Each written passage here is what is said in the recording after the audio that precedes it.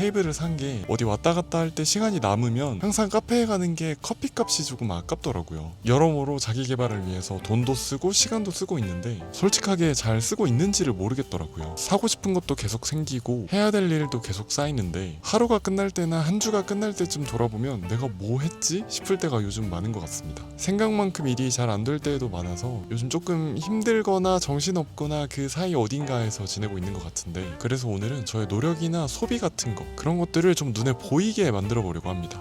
제가 최근에 읽은 책들 중에 Just Keep Buying이라는 책이랑 돈의 심리학이라는 책이 너무 좋았습니다. 그 책들에서 배운 인사이트랑 제가 랩플릿으로 여러가지 어플들이랑 사이트를 만들어 왔잖아요. 개인적으로 계속 쓰고 있었는데 이번에도 바이브 코딩으로 저의 고민들을 좀 덜어줄 어플 2가지를 만들어 보려고 합니다. 네, 그러면 열심히 살아봅시다.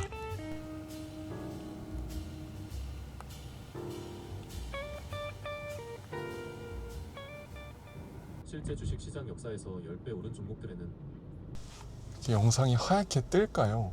이케아 구경을 좀 가고 있는데 이사 가면은 사고 싶은 물건들을 찍어서 올렸잖아요. 인스타그램 알고리즘이 본 건지 이케아 가구들이 엄청 뜨더라고요. 이케아 이렇게 이쁜 조명들이 많았구나 싶어서 일단은 구경을 가보려고 합니다. 사실 지금 필요한 건 아니긴 한데 책상 위에 둘 수 있는 이쁜 조명이 있으면은 보고 오고 싶은데 아마 구매를 안 할 수도 있습니다. 요즘에 좀 돈과 관련돼서 생각이 많아지더라고요. 그런 고민들을 하면서 제가 최근에 계속 읽은 책을 보여드렸었는데 이 돈의 심리학이라는 책이 너무 도움이 됐고 많은 걸 배운 것 같아서 이미 다 읽었는데도 제가 체크해놨던 부분들은 계속 다시 읽고 있습니다.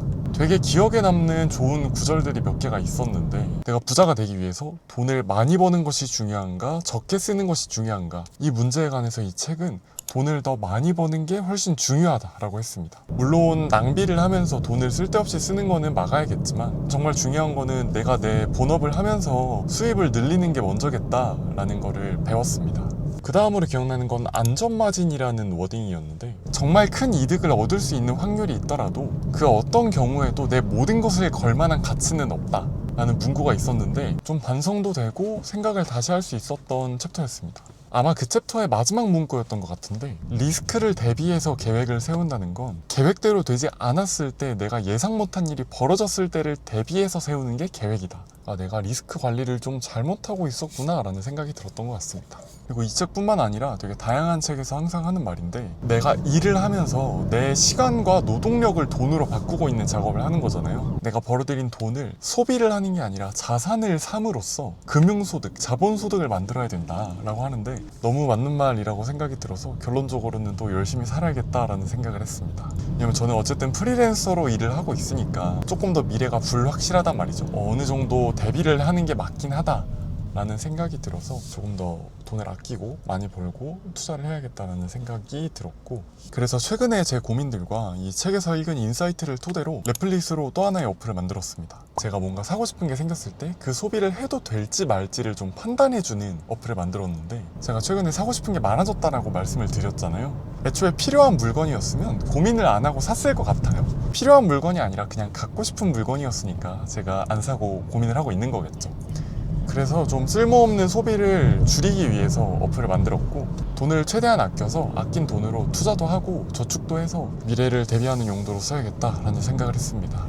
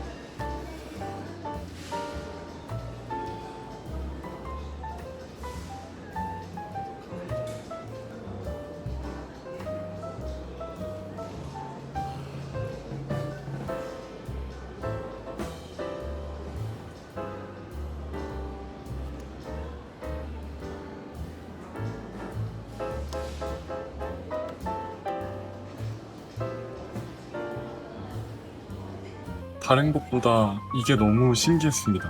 물건 가격을 내 인생의 시간으로 환산해주니까 이렇게 확 체감이 되네요.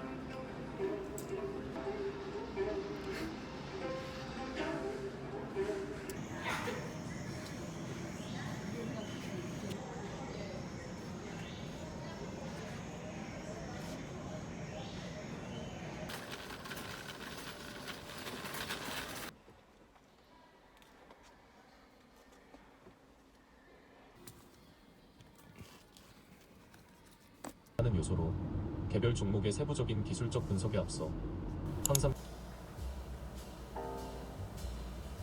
요즘에 조금 쉽지 않은 것 같습니다. 우울하다 힘들다 그런 건 아니긴 한데 확실히 삶의 사이클이 이렇게 있는 것 같아요.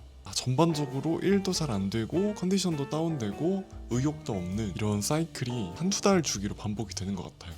저는 좀 일정이 쌓이거나 고민이 많거나 머리가 복잡해지면 일단 손으로 적어냅니다. 최근에 세컨드 브레인이라는 책을 읽었는데 우리의 뇌는 뭔가 생각하고 생산하는 기관이지 저장 장치처럼 기억을 쌓아두는 공간이 아니다. 그래서 뭔가 떠오르는 아이디어나 기억들은 다 적어내라. 본인만의 세컨드 브레인을 만들어라. 이런 내용이었는데 그래서 최근에는 아이패드의 프리폼 어플을 이용해서 그냥 막 적어나갔어요. 제가 이 파일 이름을 바쁘다 바빠라고 해놓고 3월 초부터 너무 바빴을 때마다 일정들을 다 손으로 적어가면서 체크를 해나가고 있습니다. 원래 이렇게 손으로 제가 정리를 해왔던 걸 조금 더 다운되고 힘든 상황에 맞춰서 망가질 수 있을 만한 오늘 하루를 정리해서 말해주는 웹사이트를 레플릿으로 만들어봤습니다. 할 일이 너무 많고 도대체 뭘 어디서부터 시작을 해야 될지 몰랐는데 해야 될 일들을 다 적고 이렇게 해봐라, 이거는 하지 말아라 라고 말해주는 게 힐링이 좀 되더라고요. 그래서 제가 엄청 대단한 툴을 만들진 않았지만 확실히 내가 필요한 상황에 내가 필요한 서비스를 직접 만들어서 바로 사용할 수 있다는 게 바이브 코딩의 장점인 것 같습니다.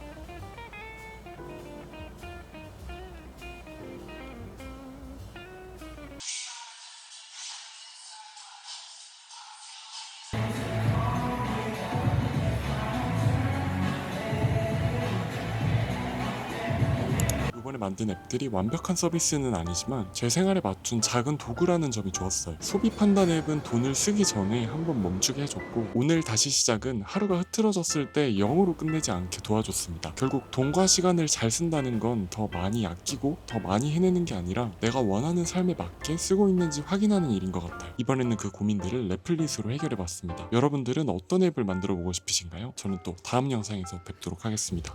빠이.